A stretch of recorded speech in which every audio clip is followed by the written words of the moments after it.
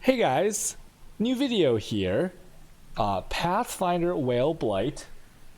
Gonna do a quick map. This is a tier 9 canyon. I just ended my stream like 3 hours ago, and I respec from rain of arrows into this guy. And so yeah, well, let's get going. This is just proof of concept. It's only level 82 right now, so very early in the build. I just want to do a quick showcase here. As you can see, everything's it's gonna be okay. I have 5 stacks maximum. It's a Pathfinder. It's kind of similar to Whale Spark, where I have the 5 stacks. Where's the boss? Oh, here's the boss. Okay, boss is dead, right? That's beyond boss. As you can see, beyond bosses are dead. Let me just do a quick and dirty clear here. The headhunter on this build, obviously I'm using it, but headhunter doesn't give much damage over time builds unless you are something like converted, or you are something like righteous fire. For Chow's damage over time, it's actually pretty bad, so I'm just kind of using it. It has oh no, I'm out of juice right here. So you'll see, like, this is the issue, because like when I use my soul catcher, I run out of mana, so sometimes if I don't manage the flask correctly, then it becomes kind of weird. But as you say, pretty quick. The AoE on the Vaal Blight is actually, like, it's just insane. I mean, look at this AoE. I mean, it's just wild, you know? And so that's like kind of the draw of the build. Once again, this is like Mark 1. I'm gonna make improvements on it. And maybe I can show like a T16 or something. What do I have a T16 of? I was running Haunties? Yeah, why not run a Haunties T16? We'll put Beyond on this bad boy. So this is a super juiced map. And then I'll just go through again. And Pathfinder is actually kind of important because of the less duration action. And what I mean by the less duration action is that this build, the recent change that makes these kinds of things work is that the soul gain prevention is now modified by things such as, oh man, I don't have the juice here. Hold on. Okay, now I have the juice. It is now modified by things such as less duration and increased duration. So what that means is, let's just say you have some easy math. Let's say you have a 10-second soul gain prevention, right? And in the 10-second soul gain prevention, let's say you have like a less, you have 50% less duration on there, right? Then your soul gain prevention will be 5 seconds. And then if you have a there's a beyond boss here. Okay, and if your soul gain prevention has an increased modifier of anything, like increased duration gem, increased duration from, I don't know, like the trickster little node, increased duration from the skittering, or not skittering, skittering is this, potency of will this, or you have like the one like down here or whatever, that'll increase the soul gain prevention on the Vaal Blight. And the Vaal Blight has a soul gain prevention of, wait, where is it? Where's my Vaal Blight? Here it is. It has a soul gain prevention naturally of 8 seconds, which is much longer than, well, not much longer, but significantly longer than other whale skills. So the goal of the Pathfinder was to make the soul gain prevention as low as possible. So if you look right here, I already have soul gain prevention. If you look at that little tooltip there, it's 2.56. Now watch what happens when I press my soul catcher flask. 0.12, right? That's like insane, because the cast time is 0.34, so the cast time overrides it. So basically, you know that like when you cast, right when you move, you're already gaining souls back, which is super important to stack up, right? Because you have 5 stacks. And it's also important because even though here, I'll press my soul catcher again, even though it's like 0.12 seconds, that instant it goes off, if there's like mobs around you like near the first explosion, you want to make sure you get those souls. So I'll show you like what I mean. If I take out less duration here, now watch. 1.12, right? Oh my gosh. If you're not getting souls for 1.12 seconds, it doesn't work at all. And then also, when I take off my time twist that has 10% reduced skill effect duration. So look at this.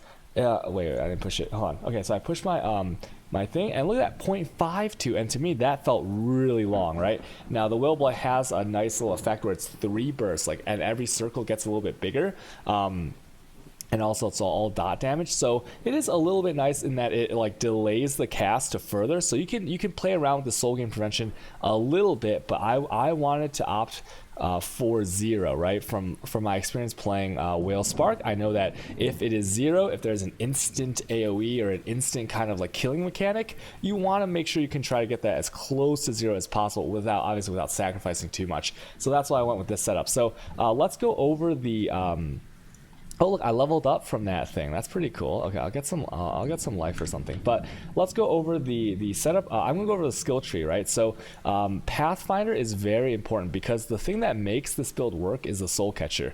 And the soul catcher is not only does it reduce the soul cost, you know, and then you buff that so that you get multiple stacks. Once again, in my case 5, it is the 40% reduced soul gain prevention duration, which is then further amplified by things like Alchemist and things like these little nodes on the Pathfinder, which give like increased effect of Flask. So at a certain point, even though the max number of souls is the same for this, it is it 30 souls? Yeah, it's 30 souls. You're gonna get 5. You're gonna get 5 casts out of it, which means that like through all your buff to the soul catcher, you're using less than 6 souls per cast, right? Which is insane. And once again, tying back into the soul gain prevention, if you can like 6 souls, like what, 6 monsters, and you're always killing more than that. So you're getting if you saw the numbers from you can go back and watch the numbers tick up from right here. You'll see that I'm pretty much always at 5 stacks unless I have a really bad Flask manager and recording the video talking while I'm doing it and stuff like that. Okay, so that's what makes the build like really good, because if you have more casts, you have more stacks. It is damage over time, and the damage over time stacks. It is very significant amount of damage. Enough, as you can see, to clear a T16 pretty easily, even though I'm only, once again, level 83. I'll get more jewel sockets, 1, 2, 3, jewel sockets, 1, 2, 3. I'll get more life, you know, maybe a little bit more regen and stuff. So the build's gonna be okay. It's not gonna be the best, but it's gonna be super fun. And if you like old school AOE, you're gonna love it. So let's go to skill tree. Sorry, I digressed a little bit. So it's a Ragnar skill tree. So I'm gonna take the life because life is important. The beginning of maps is extremely scary because the beginning of maps, you don't have leech, right? Like dots can't leech, and you're not a trickster, so you can't just leech everything back by killing a few mobs. You're not an occultist, which you get massive regen. You know, you're not some tanky boy. You're just like this you're just kind of a flimsy boy. And I've taken like phase aggro and acro because I'm also trying to move fast. That's why I'm using Queen of the Forest and a Watcher's Eye that gives movement speed. So I'm a fast boy, so I want to make sure that like while I'm gaining my first stacks, which will protect me, I want to make sure I'm not getting hit by as many things as possible, right? So that's why I went over here and I took the acrobatics. Along the way, I have a jewel socket because it's 2-pointer jewel slot. You always take no matter what. Herbalism is a decent life node here, right? It's pretty darn good actually. A lot of connectors, but whatever. And then Druidic Rite makes my Flask last longer, and then, you know, the promise will get more Flask charges as well. And so going up into the Scion, because all the juicy stuff is like kind of up here and over here as well. Like you could take, there's like DOT stuff right here. There's Chow's like DOT over here. There is some juice right here, but like I thought that this was too much of a stretch. Now you definitely could go over here if you wanted to, but I chose not to because Whispers of Doom is right here. I could save 4 points by getting +1, but that amulet's not available anymore. But so going into the life, getting the jewel side, for me, if you get good jewels like this, like life and triple damages, then obviously a 3-point jewel socket always a great choice as well, right? Because you budget life at like 5% per node, you budget damage at around like 10 to 12, whatever, what have you. So 3 points for 4 affixes is really good. And so you go through here and you get a little bit, you get a little bit regen, and you get a little jewel socket, you get some regen. Regen's actually down here too, and sanctity, right?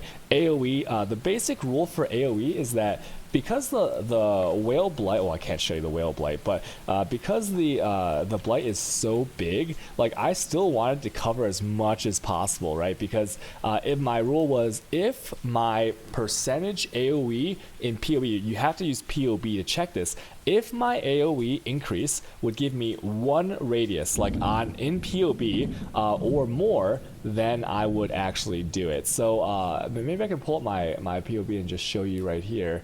Where's the radius calculation? I can't find it. Oh, I think it doesn't show. Wait, actually it does show, right?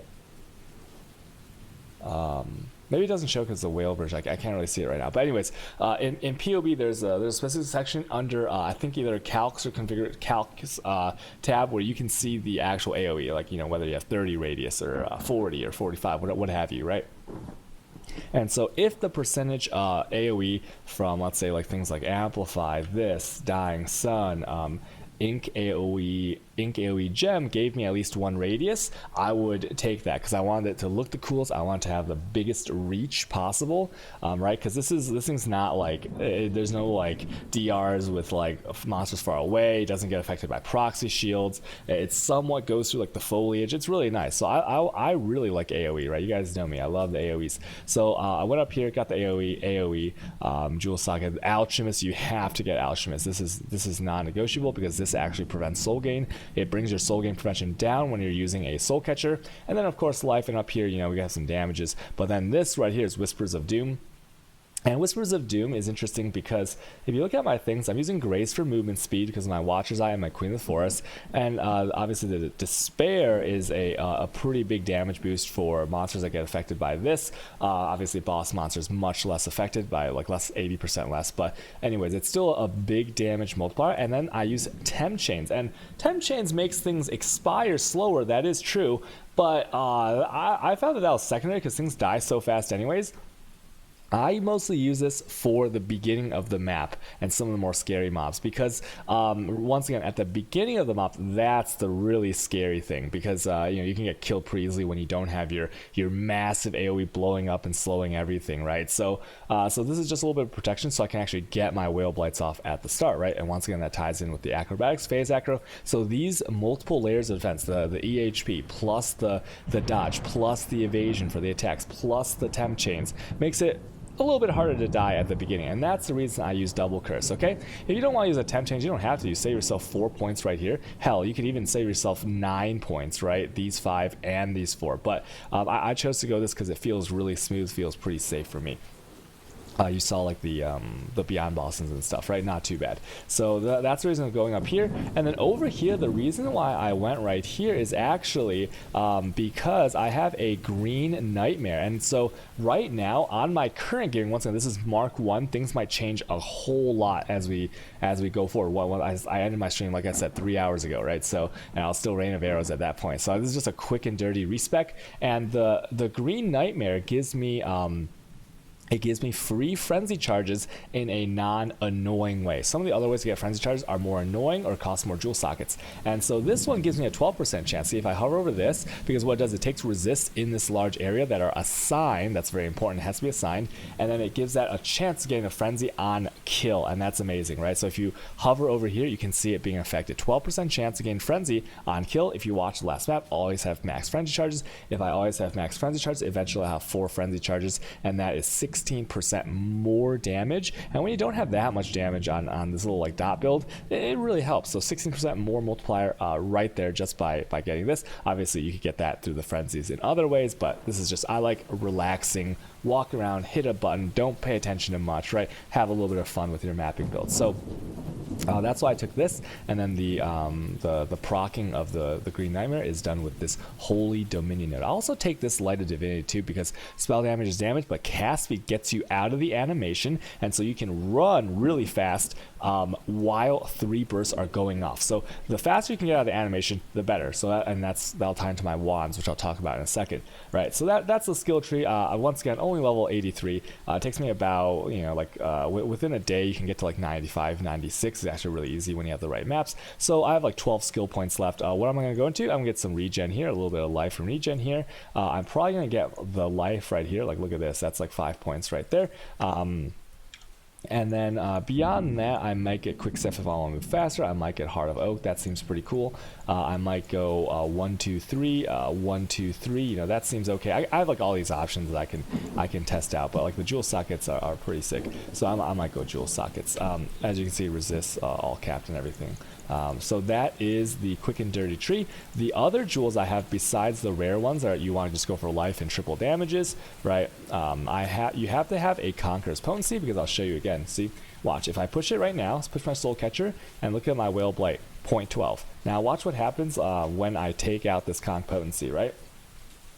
Okay.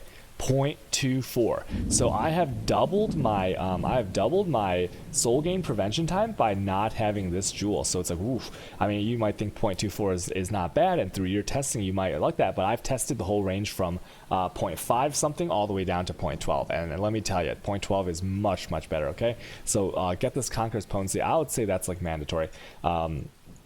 Same with like kind of Pathfinder Sensi, but you can make this work on other senses. You just won't be using Vaal Blight all the time. And so you have to get this. Once again, the 2 rare jewels are just life triple damage, right? So these modifiers are Chow's damage, area damage, increased generic damage. Well, it's just called increased damage on the explicit on PoE trade. Damage over time. And is there anything else? Spell damage, cast speed while dual wielding, spell damage while dual wielding, and these are your modifiers for damage, okay? And once again, increased maximum life is the life modifier. Let's talk about these things right here. You see these? Spreading Rot. So basically, these are a damage multiplier as well. So enemies hindered by Blight take 25 increased damage, limit 2. So essentially, if they are affected by Blight, they take 50% more damage. That's like insane, right? Obviously, it's not actually 50% more because I have, if they're affected by Despair, right? Because like Despair, they take 35% increased damage from damage over time. I think it's like a weird multiplier. I don't know, but it's really good. It is massive. And so also they have for the use of a jewel slot, 12% damage here, and I think also the 13% is the max, right? Let me F it. Yeah, 13%. So like 30% damage max, it's a little bit, right? It helps a little bit, but also Blight has increased hinder duration, whatever. So basically, you multiply the damage over time stuff, and if you are doing damage, you are essentially gaining this bonus because it is tied into the only skill you use, if that makes sense. So you have to get 2 of these, right? A huge amount of damage, and then I took a corrupting blood cannot be inflicted to you just so I could like run a warding flask, I think, instead of a staunching flask, because once again, corrupting blood will kill you very fast. Regular bleeds will not kill you if you have any kind of like regen or leech. This build once again doesn't have leech, but it does have some regen later on. So that's all I have to say about that. Did I miss anything? Not really. It's a pretty simple build. You can do this with Ascendant too, I think, but once again, if you switch off of Pathfinder, what you're going to find is that while you can play the build, it's not the reason you would play the build, right? Because the build is about spamming the Vaal Blight, seeing those massive purple circles go off, and like just really enjoying it. And you're just not going to be able to do that as much on the other ascendancies, although you will be able to do it sometimes, okay? So that's a skill tree right there. Let's talk about the items. Oh, just a weapon swap. Okay, so first, I crafted some of these items on stream. So this one is, I went with a lion pelt because I want evasion, right? So like when you pop your 2 flasks here, you see, you want to make sure that you get you want to make sure that you get like 45,000 evasion. Now, I don't have that because I don't have my grace on. So once again, so if you look right here, 47,000. So I'm capped on move speed from Queen of the Forest. But so I went with the helmet because it has evasion, so that helps my move speed, right? Also helps evade the attacks a little bit, and it's really cheap to get this Blight enchant. 40% increased Blight damage, not like that big a deal, right? Because it's an increased modifier, not a more modifier, but it was super cheap. This cost me, how much did I pay for this? It was like nothing, because like who wants to play Blight these days, right? And how did I craft this? Well, I crafted this. If you only want the -9 Chow's resist to nearby enemies and a life roll, then it's only 2 fossils. It's Aberrant, which are super cheap. I think you get them for like 2 to 1, 4 fossils to 1 Chow's. It's ridiculous. And so the Aberrants are super cheap, and then the Pristines are 2C per 1 fossil as of right now. If you watch me craft it on stream, you'll know that these kinds of helms, a -9 multiplier along with big health, cost less than 1 or 2 exalts to craft a decent one, right? So it's not a big expenditure there. And so so this is the one I'm using. The Abyssal Socket, you need 3, and really it's not even that worth it, because like, I mean, I have like the life and the damage if you killed recently, but this isn't like a build where you can add like damage to spells in 3 or 4 or 5 different elements, right? Well, if you consider Chow's and physical elements along with the other 3, so it's not like something like that, but just like a little bit of bonus life and stuff. So that is a hollow fossil, but a hollow fossil is pretty expensive. and you need three socket resonders, which is like kind of a really annoying to trade for. But I figured, I'm gonna play this build to 100, so this will be my 5th level 100 if I take it there. And so I decided, you know what, like why not do that? So that's why I craft on there. But you don't need this. Once again, the other crafts are super easy to get. You need the life, you need the -9 to Chow's resist, right? Because that's like a little bit of a more multiplier. Okay, so and I'm pretty sure this applies to bosses in a way that the curses do not, right? So the way the curses work is they're 80% reduced effectiveness on boss. So let's say you have a -100 chows, the boss will only have -20 chows, right? So, but this one, nearby enemies have -9. It's not like a curse, and it has nothing to do with curse effectiveness. So I think you actually, like on bosses, it's actually for the full amount. Okay, so that's the helm right there. Queen of the Forest. Queen of the Forest is for movement speed. It's got life, decent amount of life, pretty good, and then it's also got triple resist, so that's pretty badass, right? And then as for this, like you get the resist, so I'm sorry, you get the movement speed. So as long as you have 45,000 evasion, you'll have max movement speed, and moving around is really good. So like if I this is pretty good. And then once I get onslaught, I get a little bit more. Get the haste aura and the movement speed aura from the rare monsters, move a little faster that way. It's great because your triple ring Vaal Blight expands, and if you can move while it's expanding, oh boy, your coverage is ridiculous. So you get the Queen of the Forest there, and nothing much more to say there. If you want to get a corruption, you're looking for either, well, you actually don't want +1, so you want the cheaper ones. +2 to level of socketed duration gems, because Vaal Blight is tagged as where is it? It's right here.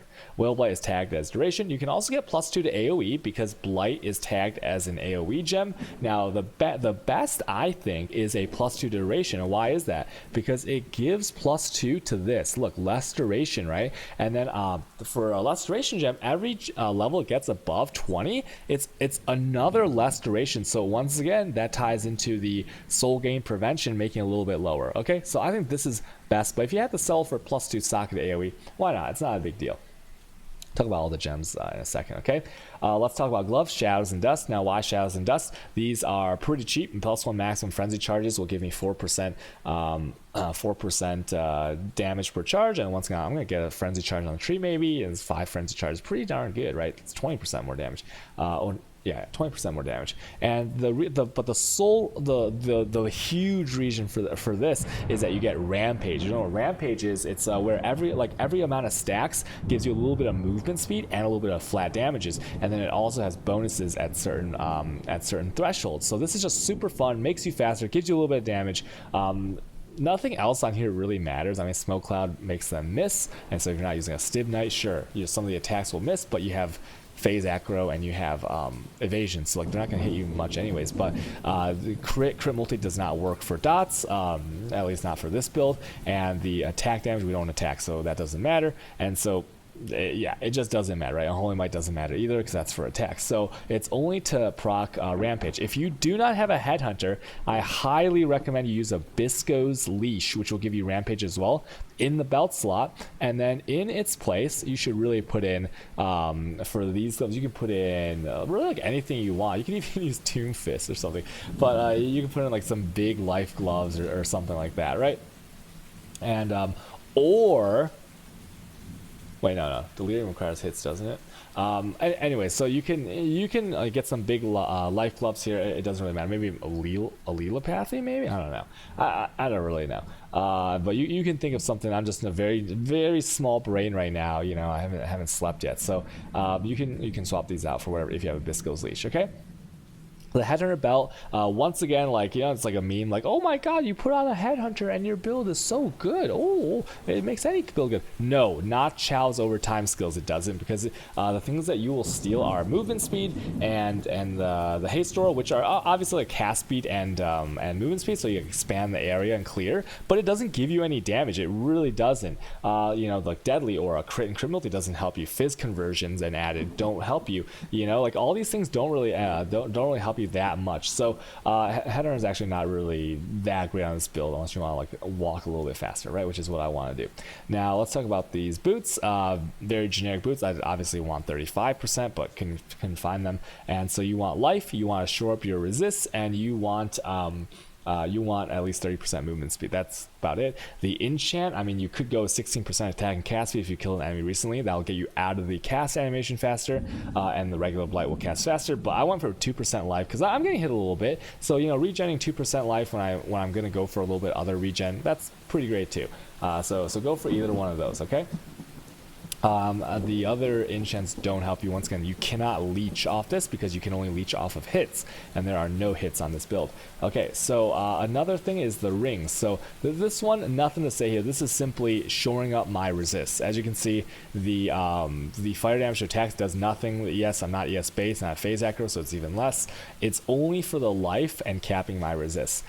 This ring though is an interesting choice, and this is for the soul gain. So once again, well, here, let me hit this, right? 0.12. If I take it off, 0.52. Oh my god, it sucks. So this one, you have the most important role, and really the only role that matters, is 10% reduced skill effect duration, with the added bonus that if you can get a 10% increased cast speed one as well, then you should. And I guess yes, a little bit, but I mean, once again, you have phase actor. Look at my ES, right? It doesn't matter. So yeah, you gotta get this ring to make it feel good. But once again, if you don't care about the I'm actually gonna switch to a stone golem anyways, but if you don't care about not using Vaal Blight all the time, I guess you could skimp on this and get something else. Okay, the amulet's pretty nice. It's got a damage over time multiplier. The Chow's damage is for hits, so that actually doesn't apply. Life, Chow's resist, whatever. 100% reduced despair mana reservation, which means that the despair is free on the blasphemy, right?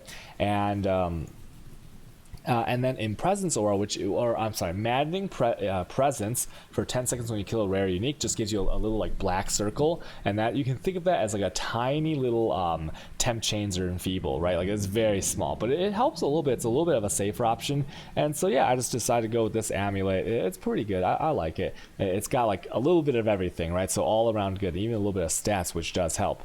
And so that's most of the gear. Now let's talk about the wands. So this one I crafted myself. If you're looking for a wand like this, the reason you have these is 20% reduced soul cost of whale skills, and this is a 100% guaranteed roll on a bloodstained fossil, meaning you buy your bloodstained fossil if you want to craft your own. There's no wands right now. You have to craft your own because everyone's using bloodstained on dagers for whale spark, and so you have all these crit dagers, but you have no wands that people are using it on because it's a hefty investment, right? And so I had to craft my own. So the good news is that I've tested a bunch of these, trust me. I was trying to see the iterations and using the website and everything, and the good news about this is that if you buy a bloodstain and you put it in a 2-socket Resonder with a etheric is more caster mods, less attack mods, the 20% reduced soul gain whale skill cost is 100%, meaning there's no instance where you roll it and you don't get this, and that is really the only thing you care about, right? Everything else is bonus. There's only a couple other mods that are bonus, but so you don't have to worry about wasting it. One is all you need, and another good thing is because it's weighted towards some of these caster mods, crit stuff, which is a suffix, as you can see. Well, if you don't know about this, you can turn on advanced tooltip. You can see what's a suffix and prefix, right? I felt in my crafting it was weighted more towards suffixes because the reduced soul cost is a suffix and some of the caster stuff are suffixes, and because of that there was usually always a prefix open. Now what does that mean? That means that because a prefix is open after you craft, you can just craft on 44 spell damage from Katarina, and that's and because spell damage translates to DOT on the Vaal Blight, it was really easy, just a free little thing there. And then cast speed I guess is a bonus because you want to get out of the animation faster, but that's minimal. Okay, I chose a profane wand for that reason because the implicit is 14% cast speed, and I just wanted to get out of that animation faster. If you've ever casted an Ice Nova or something, right, which is a 0.8% cast speed, you just feel like you're stuck, right? It sucks so much to be stuck in an animation, right, and losing control of your character. So I always want to exit animations as fast as possible. And so now, once again, I don't have my Vaal Blight because it's whatever, but my cast time with my onslaught up and all my other stuff up, it's pretty darn short. And so basically I wanted to lower the cast speed, so that's why I chose profane wands, but you can definitely choose wands with higher spell damage implicits, what have you. It doesn't really matter, okay? Choose whatever you like. So that's how you craft it. once again, etheric fossil, that's like the spell fossil, and bloodstain, which is the expensive at this point 200 sea fossil, which will give you the reduced cost of whale skills. And really you only need one of these wands. I was using an obliteration for the other wand, and it like really didn't feel any different. Maybe I'll show you one with the obliteration. So yeah, so this is what I'm using right here. Let's go with this one. This one I got a little bit. I was testing a little bit more with. So once again, I used an etheric to get more spell modifiers, or to try to get more spell modifiers. It doesn't always work because the added damage to spells doesn't help your build, right? And it counts as a spell modifier. So I got my 100% chance to get a 20% reduced soul cost of whale skills, and then I put a 3-socket resonator here. I put in a hollow fossil, and look at this. The hollow fossil, the abyssal socket, it works on wands. Isn't that crazy? So that's pretty cool. So like, I mean, like this like opens up possibility. I was like thinking about this, and I was like, oh my god, why don't people do this with their spark dagers? That'd be ridiculous, because like even though spark is like a 40% effectiveness, like this would be sick, right? Like so much life. And then okay, now I'm talking about whale spark. I'm getting excited about whale spark, so let's not talk about that anymore. But yeah, so you get the abyssal socket on here, and because your jewel budget, or sorry, your gem budgeting is so great. I mean, look at this. I just have 4 empties. I used to have an empty here, and like even stuff like this I don't need. Look, I have a lightning jolt with empower and resist, because like the empower might give it an extra little 1% or something, right? So like it's so stupid. So like you can just yeah, you can just like lose these sockets. It doesn't really matter. So that's the reason for that. And once again, just to keep in mind, this is Mark 1, okay? I literally swapped to this like a couple hours ago, and so it's kind of loosey-goosey. But yeah, so, but really all you really need is 2-socket resonators, etheric, and bloodstain, okay? Not that bad.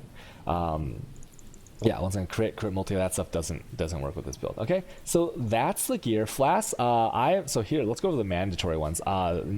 Absolutely mandatory is a soul catcher. You want to get 40% reduced soul gain prevention. That's the only role you care about. Quicksilver to Alchemist, Quicksilver Adrenaline to move as fast as you can. It gets multiplied per. Oh, see, someone wants to buy my other XD. Hey, geez, man, one more XD and I'm out. This guy. Okay, I think he's trying to buy my. I think he's trying to buy my my Blight helmet or something. Okay, so the Quicksilver, right, to go faster. The Dying Sun, because once again I'm multiplying that increased AoE by all my Pathfinder stuff and all my Alchemist stuff on the skill tree, so like a little bit radius there, which is nice. And this is just to give me the here, I'll just show you. If I hit that one, that's just to give me the 47k here. Now, if you don't want to get a reflexes as suffix, you can go no reflexes as suffix, and you can like throw in like a Stibnite, and then your evasion will be much higher as well. So like if you need to budget an extra suffix, you can try that out, okay? But that's like messing around. Okay, so these 4 is the ones I really like. This one I didn't have one here, and I was like, what should I use? I don't even know. But I want a warding, so I like looked at it, I had a Stibnite, I had this one, and I had a Silver Flask of warding. I was like, I don't know, I'll just pick this one for now because I get Onslaught for my Abyssal Jewel, and the Stibnite, I don't really want more evasion. The Smoke Cloud's nice, but you know, I have Rampage and whatever. So yeah, I just chose this one. You could use a Stibnite as well for more defenses, but just warding, because like, you know, maps curse is super annoying, and this lasts like forever, right? Like if I hit this, I mean, like look at this thing. It's just like it's just crazy. So like look at that icon above my character. Look how long it lasts on Pathfinder. Jesus, and there's no way you don't get your Flask back, right? So so that's what I decided to do there.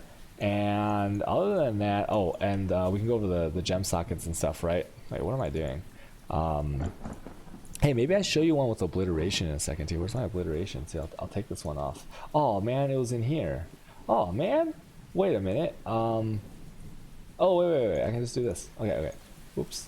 Okay, so another thing, we'll go over the gems, and then maybe I'll show you another canyon map. So Lightning Jolt is for now what I'm using to get out animations faster, a tiny bit faster, but I'm going to switch to Stone Golem probably for more regen, just for a little bit of safety. And then in here it's my very classic level 1, level 3 casting damage taken and Immortal Call setup with an increased duration to make it a tiny bit faster. In here I have my Enlighten with my Grace, just to like open up a little bit of mana there. Grace once again for the movement speed. And then in my gloves, I have Temp Chins to spare, all linked to Blasphemy, so that, you know, cast those. And of course, Despair doesn't reserve mana because of my amulet, and that is also all linked to Enlighten, so I can open up some free mana. But if you look at my Blight casting, this is a 6-link Blight, by the way. 6-link Blight. Look at that mana. Doesn't take much mana at all, so you don't really need the Enlighten 4s, right? It's like a very stylistic choice for me. See, look at that. You don't need that. Okay. And then as for the boots, I would level Enlightens here. And here we have a Blight. So you want to try to get a 21 Blight if you can. Those are pretty cheap on the market right now. So this Blight is linked to, let's go over the easy stuff, then we'll go over the red socket. So increase AoE just because the swap here is efficacy. But efficacy has an increased skill duration. So that makes the soul gain prevention longer. And I hated that. So I switched back to Ink AoE. Damage is fine enough. And so yeah, that's like really the only blue socket there that I could do. I mean, I guess you could do like Arcane Surge or something, but like that's from your regular Blight, you don't cast that at all. So Swift Affliction, you know, nothing to say here. It not only gives you a more multiplier, it gives you reduced duration, which is huge for soul gain prevention reduction, right? Void Manipulation, this is just more Chow's damage. Since it's all Chow's damage, I hover over the tooltip, as you can see, that's all Chow's damage over time. And so nothing to say here. And then Controlled Destruction, which is also a more multiplier to spell damage, and this works because it says specifically on the Blight that modifiers to the spell damage apply directly to the damage over time effect, right? It's kind of like Essence Drain in that way. And now for the big one, less duration, and this is huge, and this is why I'm using the +2 chest, is because this is I think it's at this point it's like a 52% less skill effect duration, which reduces the soul cost. So originally it was 8, right? But now I'm at like 2.5 because of everything. So you have to have this. There's like no getting around this, right? So that's why I have the less duration. And that's the setup right there. What was I running? I was running, Canyon Sexton. So let me go, where's my maps? Okay, Canyons. So I'll show you one of the Obliterate. It's really no different. Now, when you drop this one, you know how in the first map I had 5 stacks? Now I only have 2 because I lost this 20%. So do I have a rare? What's this? What's this? Rare monster. Okay, let's try this one. Why not?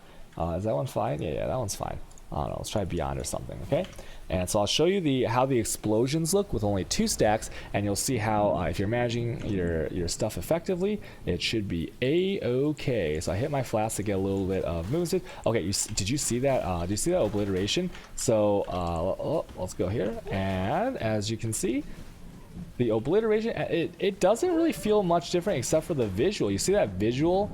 Oh, see, I didn't hit anything there. Did you see that visual there of the explosion? That was pretty nice, right? Okay, where's the boss? Right here.